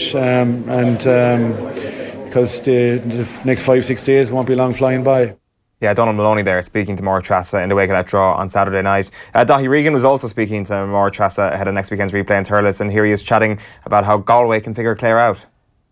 Yeah, I think he will. To be honest with you, because what he'll do is he'll look at Conor Cooney, he'll look at Conor Whelan, he'll look at Mannion, who was unstoppable at times in the first half, and he'll demand more off them.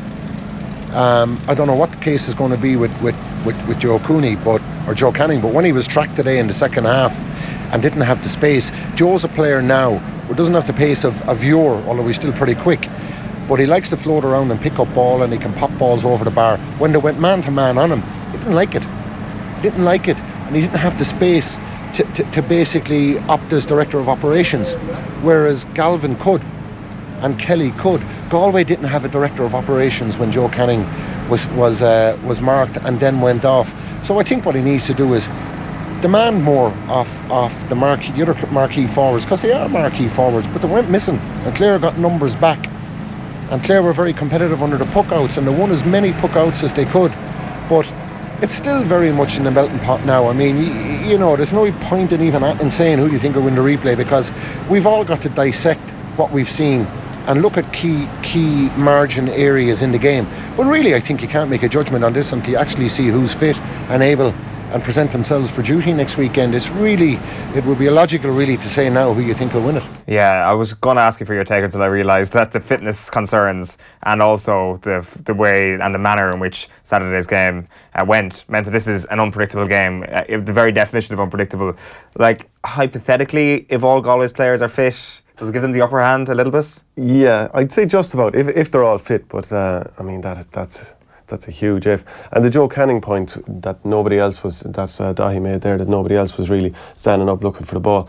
I mean, I think a lot of it comes down to that as the game went on, the ball just started to be trucked up the field, and that over-reliance on hitting the ball to Johnny Glynn. And you have to take tiredness into play as well, because if you have the ball and you've been under pressure for that long, you are just going to truck it long because you're like, I just need to get rid of this ball. Can Galway win ball in the middle of the field without Johnny Glynn? Can they afford to just leave him inside on the edge of the square? Well, they can definitely, because they did it against Kilkenny and they absolutely dominated the replay, even though he was in the square for pretty much, I think the vast majority of the game. So against Clare though? Against Clare, I'm sure it can be done. So I don't see why not. If they won an All-Ireland without him starting most of the time last year, and have been competitive for the last number of years without him always starting on the square, I don't see why not. It just causes a bit of chaos, like with the goal before half time and all that. Like it felt that, I know it was a bit of a cock-up from Clare realistically, but the fact that Johnny Glynn was there like a wrecking ball kind of caused a little bit of consternation in their minds, and I think that's why the ball broke. Yeah, and as well, like, he got the little flick in on Pat O'Connor as well for Conor Cooney's goal. Yeah, and like he won a lot of, like, there was a couple of times when he won a ball, let's say on the edge of their 21, and if he had someone on his or coming through on his shoulder, he would have been able to pop it through. But as well, Donal too, he made an unbelievable save at one stage. I'm not 100% who. Oh, it was from Conor Cooney as well in the second half, and that might have put them down. Actually, Clare as well, you'd have to say that having levelled the game, you'd think they would have the momentum going into extra time, if such a thing exists. You know, that's always talked about, who has the momentum now, and maybe it just doesn't matter. But in the first half of extra time, they had 1, 2, 3, 4, 5, 6, 7 wides in the first half, and they got a point from Ian Gavin, and I thought, you know, their goose could be cooked because they went 2 points behind, but they just never gave up, and you know, Aaron Shanahan got the goal, and then it was Galway's turn to chase. Toohey and Quaid, have they made a case for wrestling that all-star away from Eoin Murphy? They both had brilliant performances. They did, and I was thinking about this yesterday, but Eoin Murphy has a big body of evidence there behind him now at this stage, so it's probably still about 90 minutes from yesterday. Huh? Yeah, and I suppose there is a bit of recency bias, so if one of those gives another great performance or two between now and the end of the year, they could just about rest it away. Yeah, you are watching OTBAM. It's live with Screwfix.ie, championing the trade with a choice of over 20,000 quality trade products. Of course, it was a fantastic weekend for hurling. There were no losers. Well, there was one loser, unfortunately. There was Cork, unfortunately. Here is Seamus Harnedy on whether fitness was the key as Limerick edged the Rebels out. Just as simple as Cork got tired earlier than Limerick. I wouldn't necessarily say that, you know.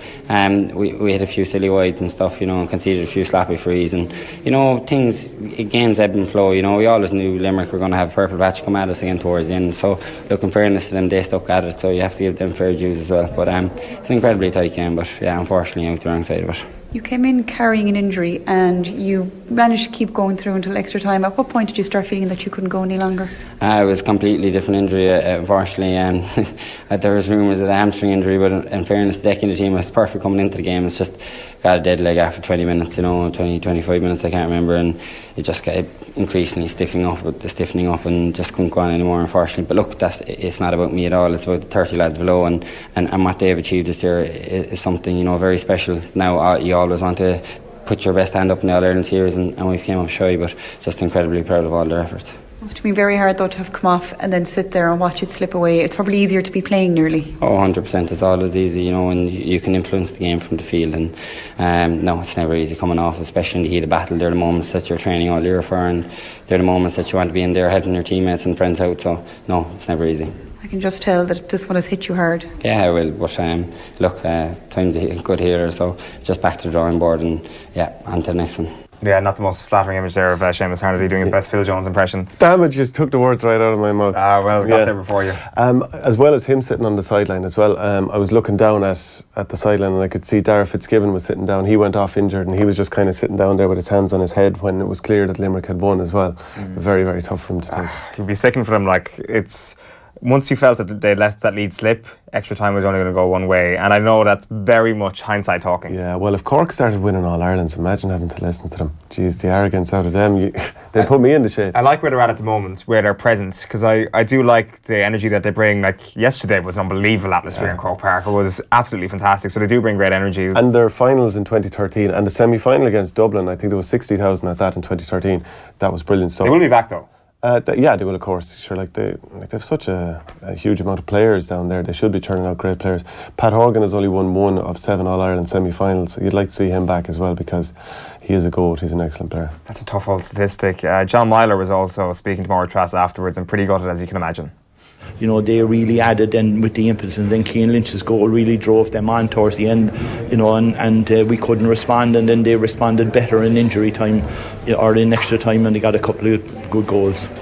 Was it the substitutions and the extra legs that made the difference, perhaps? Because we thought with Conor Lahan with getting the goal that might be your day. Yeah, but I thought it was Limerick substitutions that came in. They really added an impetus to the Limerick going forward. Dowling, Peter Casey and the midfielder came in and really made the difference, you know, and that was it. So, you know, I had to take my hat off to Limerick. I thought they played really well, some incredible hurling, and you know, it was a fantastic game of hurling today, but we came out on the wrong end of it.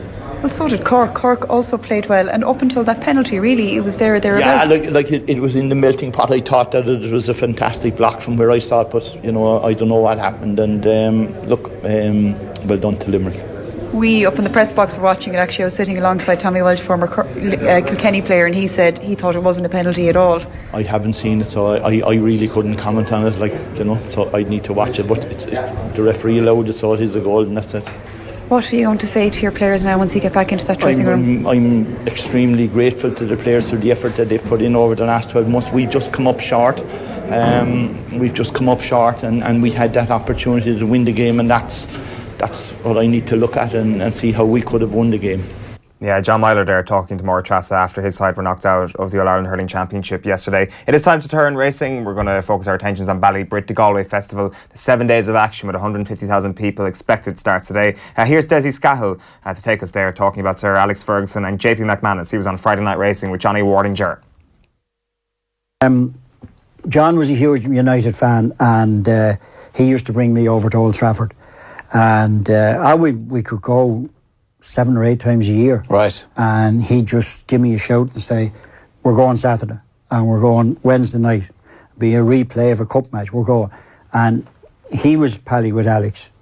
And then we got in after matches in to meet him and all that. And then Alex got into the horses, and, you know, there's plenty of stories there.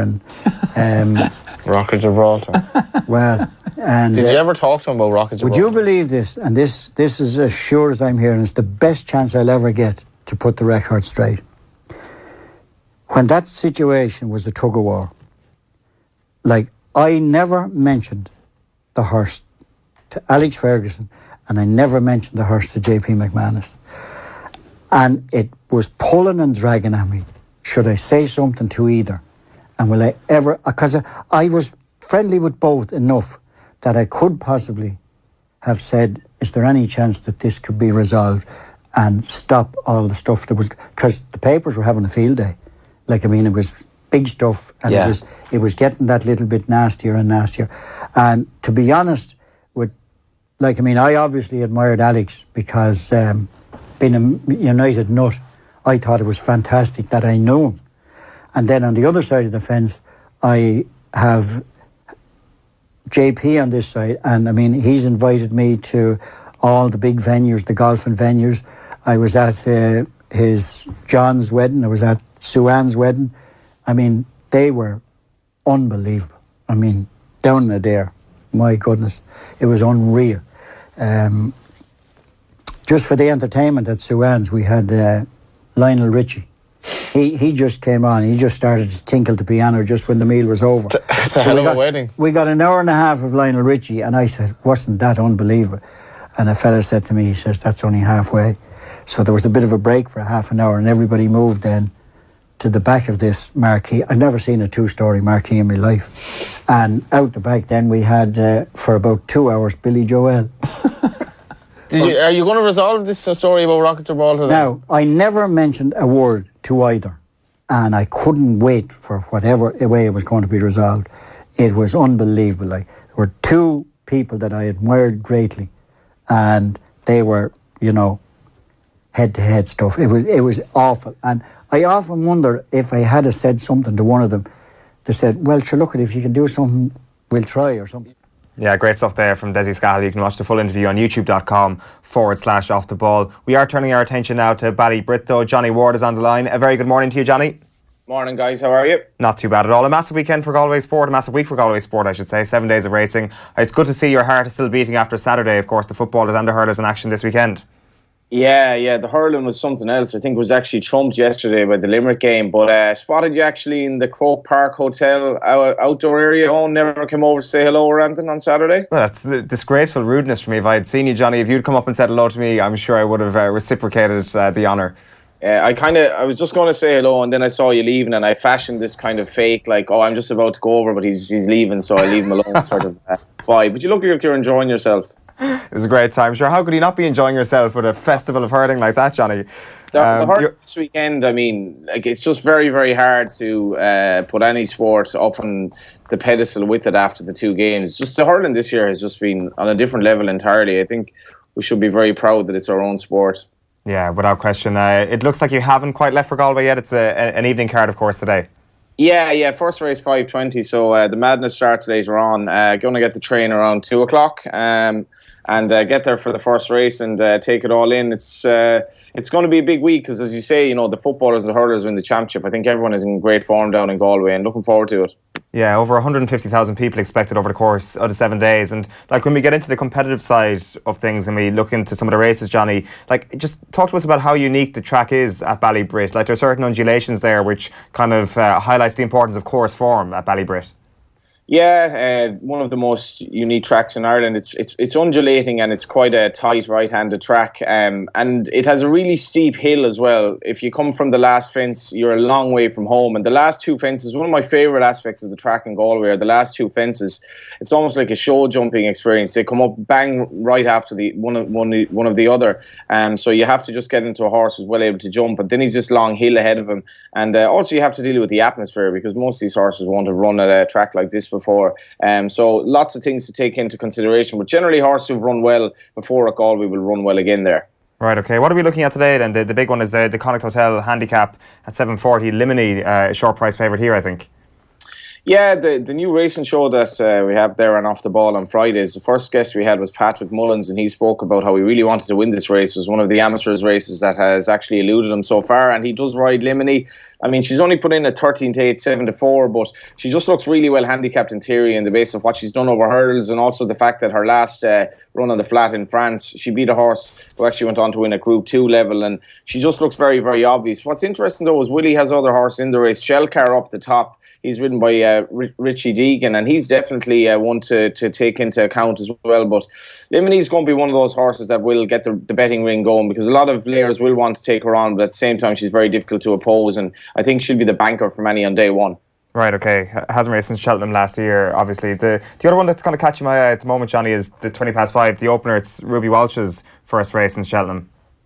Yeah, and Willie has, I think, 8 runners today. Dermot Weld, who would have been the king of Ballybrit for so long, if not really anymore, he has 4. So Willie's kind of flexing his muscles. He's top trainer so far this season, and he's 3 runners in the first race alone. And Should I Lied is one of them, Cool Colonnade the other. But Easy Game is going to be the short price favourite for Ruby Walsh. Coming back from injury, and this horse is dropping back in trip. I think this will be a popular winner, because people appreciate that Ruby is obviously getting into the latter stages of his career. Definitely the latter stages of his career, and for him to ride a winner in the first race would just get everyone going. I think this horse is a big chance.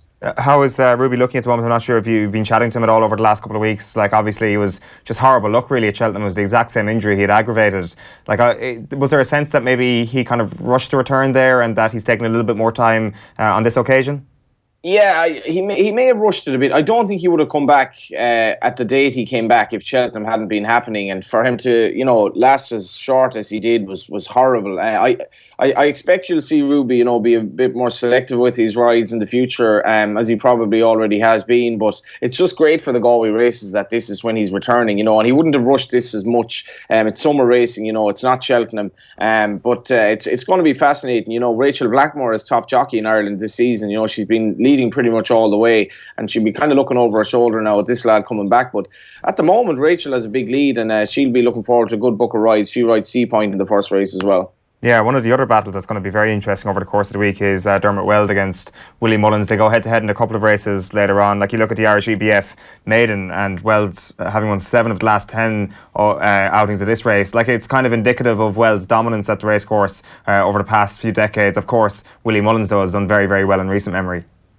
Yeah, definitely. You remind me a bit of Pat Kenny there. You've definitely done your research anyway, because Dermot has a brilliant record in this race. He's raced at. It's a race that. I appreciate the compliment. It's definitely a compliment, and Pat would be delighted with the comparison as well. But Dermot has a great record in this race. And he's really brought the standard of it up. It's a Galway maiden, but he's run like Grey Swallow in this race. I think that was his first winner this century. I think he's won 7 or 8 since Grey Swallow. That was 2003. He went on to very good things. But Third World is a very interesting horse as well. He was 4th on debut at the Curragh behind Mount Tabora, but he'd probably come on for the run a bit. And I think the ground might be a little bit against Mount Tabora. And Dermot is, I think he's 6-1 to be top trainer this week, which is really, really mad, because he used to be probably unbackable price. But that's just kind of the emphasis of Willie Mullins has put on the festival, rather than a decline in Dermot's kind of stock. But Dermot will, he's 4 runners today. He's going to have a strong team throughout the week. Obviously, no Pat Mullen continuing to recover from his pancreatic cancer. But Dermot will probably team up with Declan McDonough a fair bit this week. And again, if you're going to write his script, Third World will win this race, because it'll be a very popular winner. And I think he's a good chance. What else are we looking at today then, Johnny, in terms of tips that might stand out? I'm going to give my bet of the day as a 16-20 to 1 shot, and that's Acting Time in the 5:55. This horse is trained by Pádraig Roach. Now, Pádraig's a rookie trainer who took over from his father, Christy, and landed a gamble for JP McManus in a race at Ballinrobe this day last week. And I think this horse could be interesting. Well, he's also coming off a layoff. He looks very well handicapped to me in theory, and I think the bookmakers are taking a chance that the Major General is the main McManus runner, but maybe today mightn't be the day for Acting Time, but I would suggest having a bet on him and taking a chance at 20 to 1 that today is the day. I think he's really interesting. Right, okay. And how are we looking ahead of the Galway Hurdle then later in the week? Is there any outstanding news from that? Not much at the moment. I think Larisburg is interesting. The declarations for the hurdle will be on Wednesday, so you'll have a fair idea. At that stage, at least we know who gets in, who doesn't get in. We have the plate then on Wednesday as well. The plate is run as an evening card this year in a bid to arrest what was a notable decline in the crowds for Plate Day, which is obviously the big traditional race of the week. And Blazer for Willie Mullins is another JP McManus runner like Larisburg in the big race that I think will be certainly notable in the betting. But it's hard to call at this stage without knowing who's going to get in. Right, okay, and then just a final point. It sounds like you're definitely tipping Mullins to be champion trainer. It's hard to back against Ruby as champion jockey. I'd say he's 11 to 10, I think, favourite to claim that crown. Yeah, not 100% sure about that, because I'm not convinced that Ruby will have an awful lot of rise this week, and obviously there are the flat horses as well, so there could be a bit of value elsewhere. I think at 1 to 2 Willie to win the top trainer is probably the next best thing to buying money. He's going to have a really strong team, 8 horses in this. He's going to have a lot of horses on the flat, not to mind National Hunt, and he does target Galway, because the prize money is really, really strong in Galway, and I think Willie will continue his domination of 2018 really. What's the conditions looking like actually, Johnny? I know you're not at the course yet, but what's the forecast like? Well, obviously in Galway there's going to be a threat of rain. It really is mad that after, what have we had, like 6 weeks, 2 months of virtually no rain, the ground had already turned to softs in Galway by actually the weekend. So it's going to be nice ground, probably a little bit quicker than normal ground for Galway, but still soft on the flat track, yielding I think on the jumps track, and there's a little bit of rain. Basically we're forecasting 3 to 4 mils tomorrow morning as well, and dry and breezy. I mean, Galway Race Week, you get all sorts of conditions normally. You get 4 seasons really. It's just the weather in the west. I moved to Dublin 17, 18 years ago, and it took me a while to realise how different the weather is east to west in Ireland. And Galway gets plenty of rain, and but you're going to get nice safe ground for the week. Yeah, it's true. I always say it myself that people down home think I'm talking shite when I say that it actually rains a hell of a lot more down in the west, but it's so true. Shane here is actually heading to Galway later in the week. So yeah, I was talking to Johnny about this the other day, that I'm heading on Friday. I've only ever been to 3 racetracks before. This will be my first time at Galway. I was at Thurles probably. No, I actually never even went into it. Haydock, Chester and Santa Anita in Los Angeles as well, which was really cool. The Holy Trinity. Yeah, of course. But when I was in Chester, the thing that stood out to me, and I talked to Johnny about some of the antisocial behaviour that you might see from the groups of lads dressed up in their suits and dressed like Conor McGregor, that when I was in Chester, there was a few lads obviously boozed up to the max, and they were leaning over the railing at the edge of the track, and one lad unzipped his britches and relieved himself straight into the track. So are we is that what I'm going to experience at Ballybrit, Johnny? We lost him. He obviously hung up at the right moment. Stunned silence at the idea that people would be urinating from a balcony. Have you been to it?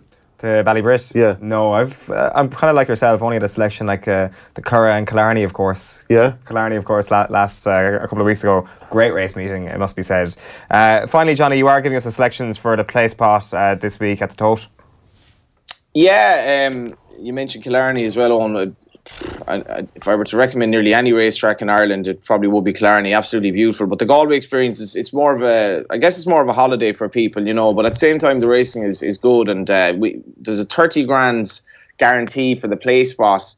30 grand pool every day, and in association with the Tote, this is one of my favourite bets. We're just going to try to get the Placepot up one of the days this week. We've 7 shots at it. I'm going to go for 1 selection per race today if people have any interest. Basically the Placepot is you want a horse to finish placed in each of the first 6 races, 4 places in race number 6 today, and I think 3 places in everything else. I'll just clarify that as well, but if it's a 16 runner handicap or more, you have 4 places, and otherwise it's generally 3 places. But in race number 1 it's number 4, race number 2 number 7, race number 3 and 4 number 8, race number 5 number 1, and race number 6 number 15. And if I get the Placepot up, there may be every chance that I won't get up tomorrow morning for Off the Ball. Well, hopefully you do. We'll be chatting to you every morning this week, Johnny. Thanks a million for that. Thanks, guys. Cheers. Johnny Ward there on the line from Dublin. He will be in Galway every morning. If you missed those quick selections, I know he went through them quite rapidly. You can catch him on offtheball.com in a very short amount of time. And he said, I'm well researched for this. Well, Michael Verney in the Irish Independent has a great thing that'll get you briefed every morning. I'm sure you read it as well. You're a good Hurling Show mate. Every morning. Anything Michael Verney writes. A regular on the Hurling Show, of course. I'm all over it. Yeah, of the Hurling Show and Irish Independent in brackets is kind of his title. So Mick O'Keefe and Cliona Foley join Joe on this weekend Sunday pay-per-view. You can watch it back on youtube.com/offtheball or listen to the podcast. Here they're discussing Katy Taylor's win on Saturday night, and Cliona Foley thinks she needs a fight here in Ireland.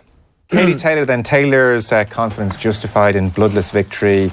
Sean McGoldrick, this is one of the few places that makes the front page on. So she beat Kimberly Connor.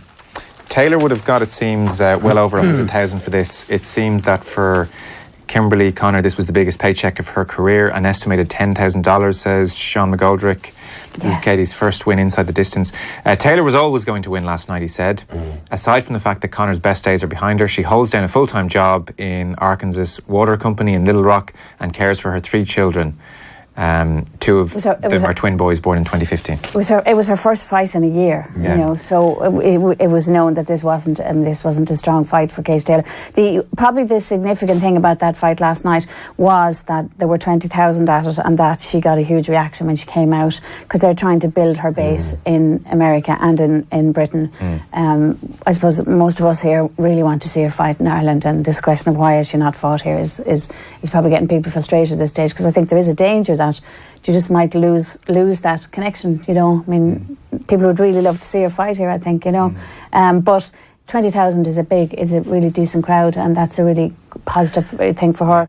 Yeah, it would be very interesting to see her fight back here at home, just to almost see what the interest would be like. You would think that it's about time now that, like, at what point will Katy Taylor reach critical mass? If she hasn't reached critical mass by now, then she kind of never will, right? Yeah, well, when you think of the London 2012 Olympics and the amount of people that travelled over and the outpouring of joy when she won her medal, like, we were all delighted.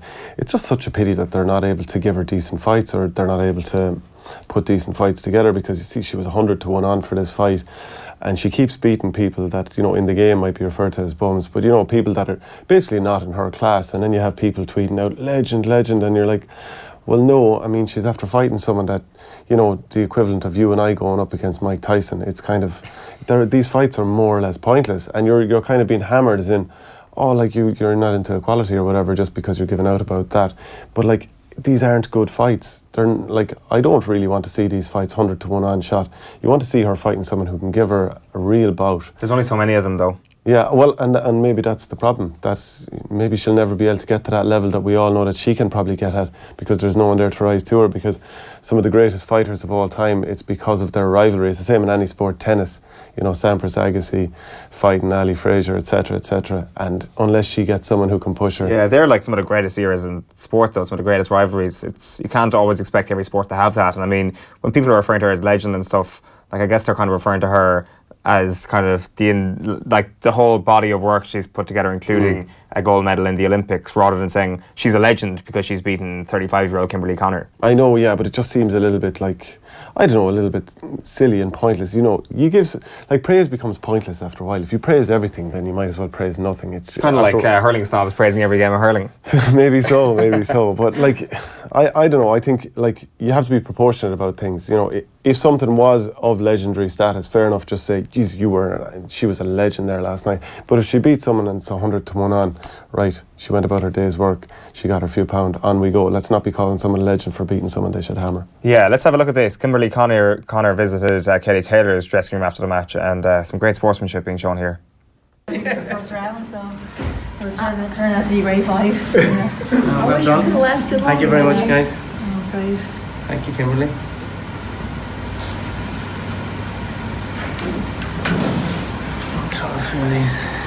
I killed myself getting ready to try to get out. I bet you thought I was crazy chattering to you at the way. I didn't know what to say. I was confused. That's right. That's fair enough. Brilliant. I just signed you away my life. You're all to it. Thank you. Thank you very much. You're living my dream here. Best of luck to you guys. Yeah. Best of luck. I'm really proud of you. So much, Cameron. That means a lot. Best of luck. Thank you so much. Best of luck. Yeah, I really appreciate it. Thanks so much. Best of luck to you. Great job. Thank you so much. Great job. Hey, thank you. Thank you. Thank you. Thank you. See you, Kimberly. Yeah, nice scenes there after the fight at the O2 Arena on Saturday night.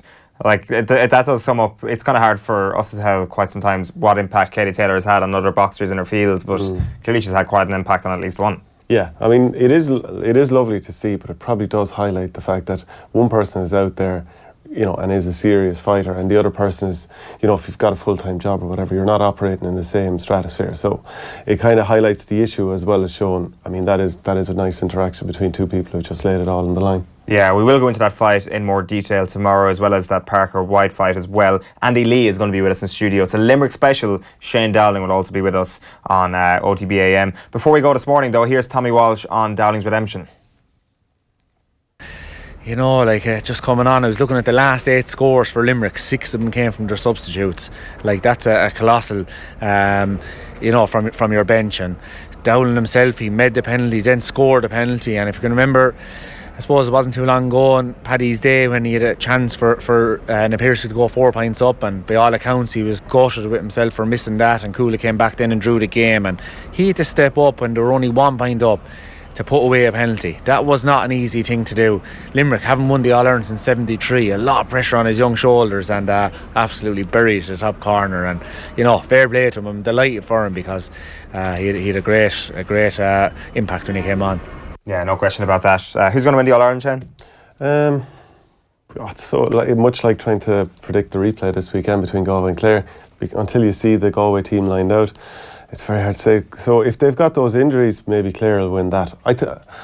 I had said Galway all year, but just because of how it's panned out and maybe the Galway injuries, I'd say Limerick, but with an asterisk. Right, Limerick with an asterisk. You've heard it here first on OTBAM, hard-hitting stuff. Thank you very much for all your help this morning in helping me become a hurling snob. And thank you. I officially look down on all other sports now after what I've seen. It's the first step. You know, you're not even from the big 3 counties. You know, you're not from Cork, Kilkenny or Tip. Not yet. There's time in the big 3 for Kerry to make a charge yet in the next couple of decades. Thanks again. We'll chat to you tomorrow morning, as I say, on OTBAM from 7:45 a.m. with Andy Lee and Shane Dowling. Off the Ball, it's back on your radios from 7 o'clock tonight. Joe and the lads will be up then. We'll chat to you later. Bye-bye for now.